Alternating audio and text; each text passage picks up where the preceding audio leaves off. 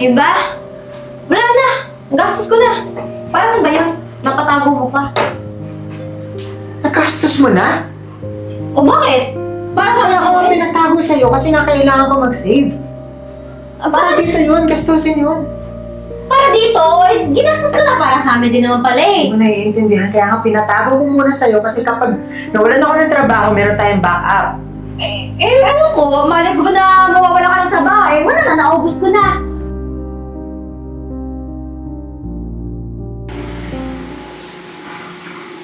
O pre, Pre!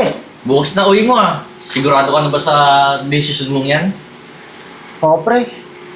Namimiss ko na rin mga kapatid ko eh. Eh, kailangan mo ba sila kung namimiss ka nila? Ayun nga pre, yung isang dahilan kung bakit naisipan kong umuwi. Kasi naman, parang mas pinapahalagan pa nila yung mga perang pinapadala ko. Pero, miski ako, hindi naman nila ako kinakamusta. Ikaw pre, decision mo yun eh. Pero, sayang yung trabaho mo dito eh. Ang ganda pa naman ng posisyon mo. Tapos, ang laki pa ng sahod mo. Siguro naman makakapagpahintay yung trabaho eh. Pero mukhang desidido na talaga na uuwi ako. Sige pre, kung ayun ang decision mo, di mag-ingat ka na lang doon. At sana mag-enjoy ka. Sige pre, salamat. Eh pre, una na rin ako ah. Sige pre, ingat.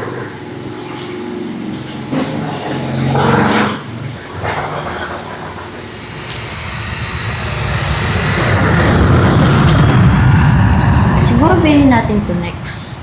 Ayan o. Oo nga, ang ganda. Oo, di ba? Total magpapadala naman si kuya ng bagong ano, di ba? O di Pero mas yan. bet ko tong isa. Ito? Oo, yung kulay pink. Pwede. Kahit ano naman pwede natin piliin eh. Ang dami naman yung papadala. Lara, Pao, Oo nga, no? nandito na si Kuya. Oh! Ba't umuwi ka? Nawalan na ng trabaho eh. Ha? Nawalan ka ng trabaho? Paano yan? Eh di wala na tayong source of income, wala na tayong pera. Paano tayo bibili ng mga pagkain? Wala pa nga tayong ulam ngayon, no? Naubos na yung padala mo kahapon. Paano yung nagustuhan namin ni Pao? Hindi man lang ba kayo masaya na nandito na ako? Hindi kami magiging masaya kasi syempre yung mga bayarin natin, sino magbabayad nun? Sino magiging masaya dun? At saka sino magiging masayang mahirap? Alam mo kuya, bumalik ka na lang ulit. Total, hindi ka pa naman nagtatagal dito, di ba? Bumalik ka na lang dun. Magtrabaho ka. Alam mo naman, kailangan natin ng pera ngayon. Paano na yung utang natin dun kay Aling Nena? O sino magbabayad dun? Eh, nandito ka na. Teka, bakit parang pera lang ata yung habol niyo sa akin? Di naman sa ganun, kuya. Pero malapit na rin ako mag-birthday. Sino gagastos sa birthday ko? Sa pa yun. O paano na? O di ba, dagdag problema, umuwi ka pa? Dapat kasi doon ka na. Okay na tayo dun eh. Di ba? Ba't ka pa ba umuwi? Mas masaya pa nga pag nandun ka kasi lahat ng gusto namin ako bibigay mo. Yes, exactly. Malungkot naman doon, hindi ko kayo nakakasama. Naku May kuya. internet na po. Hindi mo kailangan magpadala sa lungkot. Yung lungkot na yan, pansamantala lang yan. Alam mo, dapat sa'yo, since kuya ka naman, dapat ikaw yung nagkakargo ng pamilya natin. Hindi yan ganyan. Pauwi-uwi ka pa dito dahil malungkot. Anong lungkot? Walang lungkot-lungkot. Kalalaki mong tao. Tsaka kapag may pera ka, mas magiging masaya ka. Yes, money can buy happiness, di ba? Yes. Marami naman ako napadala. Wala ba kayong naipon man lang sa mga pinadala ko? Ay, syempre Ano wala. naiipon namin? Lahat nagastos namin. Nag-aaral pa ako. Isipin mo nga, i-budget mo nga. Tingin mo kasha yun? Kulang pa yun. Kung naman, para namang hindi Pangbayad ng nakakawa sa kuryente, pagkain, tsaka paano yung mga luho namin? Ganyan ba talaga yung salubong niyo sa akin? Magtrabaho agad? Hindi naman sa Kakauwi ko pa ganun. nga lang. Alam mo naman kami magtrabaho, di ba? Eh, ikaw yung kuya dito. Hindi ba? Di mo naisip yon? Ha? Tsaka nag-aaral pa ako. Mag-isip ka nga, kuya. Paano ako magtatrabaho? Alam mo, mabuti pa, i-order mo na lang kami ng pagkain natin ngayon. Tapos pagka-order mo, umuwi ka na lang ulit. Balik ka na dun. Mag-flight ka na ulit. Pero teka, mag-iwan ka muna ng pera ha. Oo nga. Kasi may bibilhin pa kami. Oo, tsaka magbabayad pa siya ng tuition niya ngayon. Tapos may bibilin kasi akong bagong bag doon sa may mall na malapit dito. Sayang kasi, paubos na yun. Limited edition lang. Tapos kuya, huwag mong kakalimutan. Malapit na ang dibu ko. 150K ang gagastusin mo. Sobrang laki naman nun. Aba, syempre. Ang dami kong kaibigan na inimbita. Oh, tsaka once in a lifetime lang yun. Minsan na lang mag-18 to. Oh. Sige na, wala ba kayo ibang gagawin? Wala na. Mag-Facebook pa. Sige, pupunta mo na sa kwarto ko. Gandang salubong Patingin din ako. Ito, baby. Tapos ito. Cute din ng black ah. Paano yun? Eh, wala na tayong budget. Kaya ito na lang. Hayaan mo, panigurado naman. May naitago yung pera. Gagawa naman yung paraan niya. Ayaw mo na yun. Siya Malaki pa na ba? yan.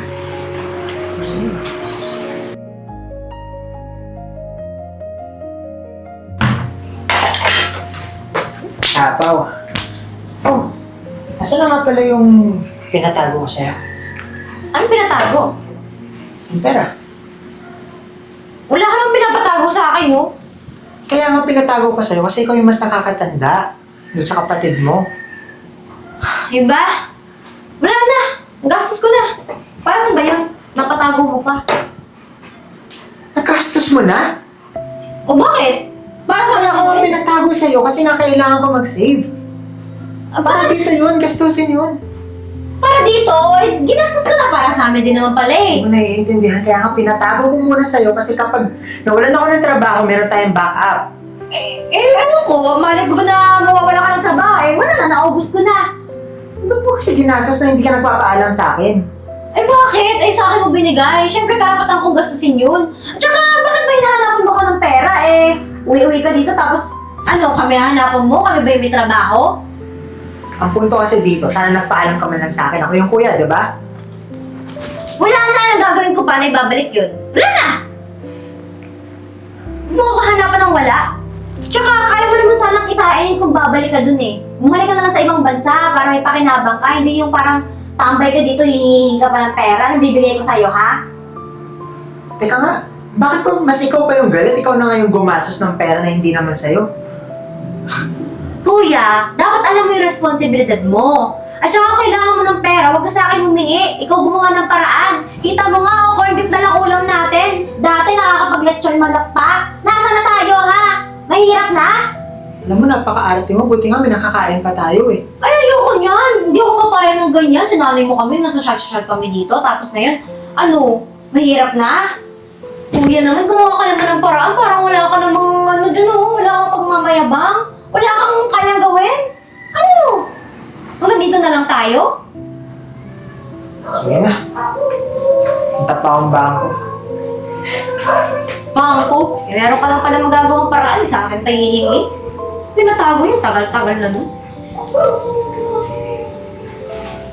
Uy, huwag mong kakalimutan ha. Sa September 19, birthday ko na. Oo. Doon sa binanggit kong place, doon talaga. Ha? Siyempre, kayang-kaya yun ng kuya ko. Wala kas. Maingit kayo. Uy, kuya. Na-invite ko ng mga friends ko, ah. Mag-usap nga muna tayo. Teka lang ha, teka lang. Kausapin ko lang muna si kuya. Ano? Regarding dun sa party mo, hindi ko muna kaya ibigay. Ha? Eh, masyadong malaki kasi yung pera na hinihingi mo. Alam naman wala kang trabaho, di ba? 100K plus lang yun, tapos sasabihin mo, malaki? Kuya, barya lang yan sa'yo. Alam mo naman na wala na ako ng trabaho eh. Eh di bumalik ka, di ba? Eh kasalanan mo naman yan eh. Uwi-uwi ka dito pero wala ka palang extra pera. Paano na ako? Paano na yung birthday ko? Ang dami ko nang na-invite, kuya. Ba't ka kasi nag-invite agad? Hindi mo man lang ako kinokonsulta. Eh ba, malay ko naman na uuwi ka kagad nang hindi ka sa amin nagsasabi, di ba? Eh, paano ngayon yan? Alam mo naman na wala akong trabaho. Di ba pwedeng kausapin mo muna yung mga inibita mo na nasusunod na lang muna? Ay, hindi pwede, kuya. Mapapahiya ako sa kanila. Gusto mo ba akong mapahiya? Pinagmalaki ko pa naman yun sa kanila. So ano, gagawa ko ng paraan, maghanap ako. Siyempre, kailangan mo talagang gumawa ng paraan, di ba? Kasi ikaw yung kuya. Nakakahalata na ako sa inyo ng kapatid mo eh. Pera lang ba talaga tingin niyo sa akin? Ha? Hindi naman sa ganun, kuya. Pero alam mo na obligasyon mo kami, di ba? Alam ko naman yun, pero masyado niyo akong ginigipit eh. Alam niyo naman na kakaalis ko lang sa trabaho. Ngayon, wala pa akong trabaho dito, pero ang hinahanap niyo sa akin, pera. Eh paano, hindi naman namin sa'yo sinabi na umalis ka dun eh. Binigla mo kami. Sige, gagawan ko ng paraan. Aba, dapat lang kuya ah. Huwag mo ko ipapahiya. Ay nga pala kuya ha. Nagpatahin na ako ng gown ko. 50k yun. Kailangan ko lang pang down payment. 50K? Ba't sobrang laki naman? Siyempre, kailangan bongga. Maraming design. Maraming cheche boreche. Sige. Ako bahala. Dapat to.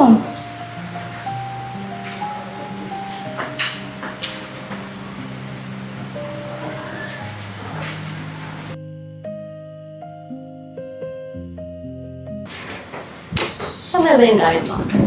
Oo, ate, nandito na lahat sa bag ko. Oh, Perfect. ba't kayo nakabihis? Saan kayo pupunta? Lalayas na kami. Elias? Yes, kasi nabenta na namin tong bahay na to. At may panggastos na rin ako sa birthday ko. Ginenta niyo itong bahay na to? Saan nila tayo titira yan? Ay, bahala ka. Basta kami may condo na kami. Tsaka nagawa na namin ng paraan. Ikaw kasi, ang hina-hina mo mag-isip. Hindi ka nag-iisip ng mga, Sabi mo, diba? ikaw bahala. Pero ang tagal-tagal mo. Yes, gumawa naman ng paraan. Plan B. Ibenta to, o para may pambayad kami ng mga gastusin. Eh, teka. Paano naman ako? Eh, Bahala ka. laki-laki mo din. Kaya mo na yan, no? Tsaka ikaw naman panganay sa atin, di ba? Tapos na lahat ng ginawa ko sa inyo, gagantuhin niyo lang ako? Hindi naman kasi pwedeng kami yung mamroblema sa'yo. So ano, iiwan niyo ako? Ganun lang. Kaya mo naman mag-isa, diba? Bumalik ka na lang kasi doon. Paulit-ulit mo sasabihin na bumalik ka na lang doon at magtrabaho ka ulit. Tsaka, di ba nag-enjoy ka doon? Saya-saya nga ng buhay mo din eh. Tsaka mas marami pang pera doon kesa dito. Nag-iisip ba kayong dalawa? Kung lilipat kayo, mangungupahan kayo, paano yung pera? Saan kayo kukuha? Wala naman kayong trabaho. Mag-isip nga muna kayo bago kayo magdesisyon. So sinasabi mo na hindi maganda yung desisyon namin? Yung naisip namin, ha? Eh bakit mo ba? Buhay naman namin to. Tsaka, pinabayaan mo nga tayo, di ba? Kaya nga. Hindi naman namin kasi maiisip to. Kung hindi din po dahil sa'yo, kuya. Kung hindi ka umuwi.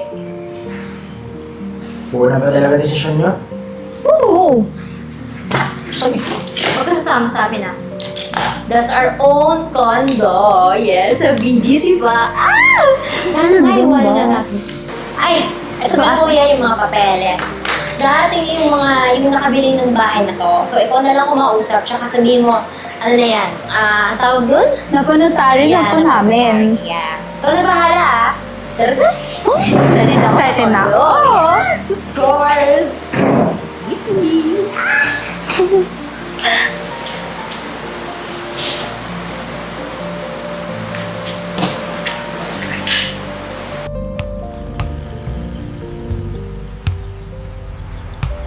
Grabe, lupit na mga yung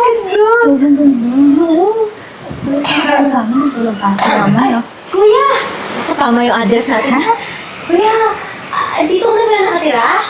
Ang ganda! Tama pala si Mikay. Oo. Ano ginagawa niyo dito sa bahay ko?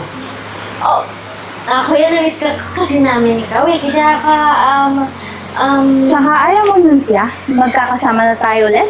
Magkakasama na tayo. Magkakasama? Di ba alam ko meron kayong nirentahan na bahay dun sa BGC?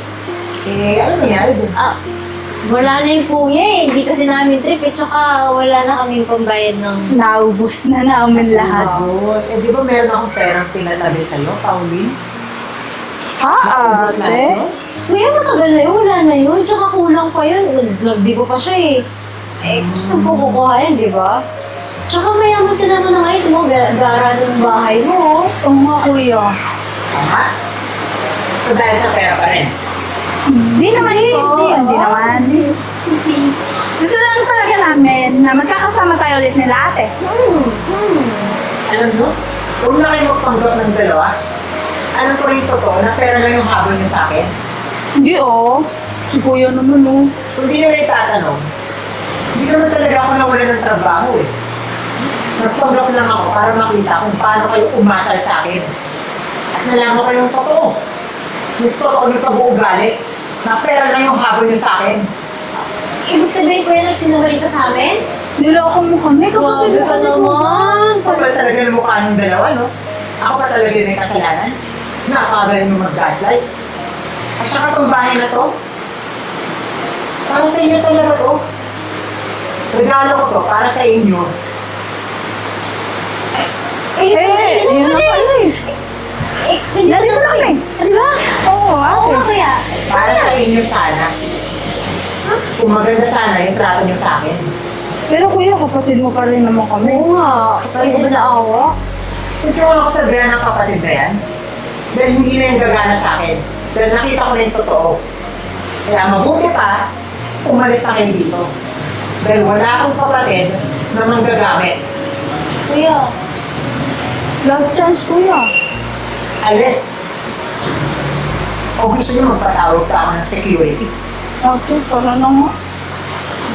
Ako? Sama ng pali.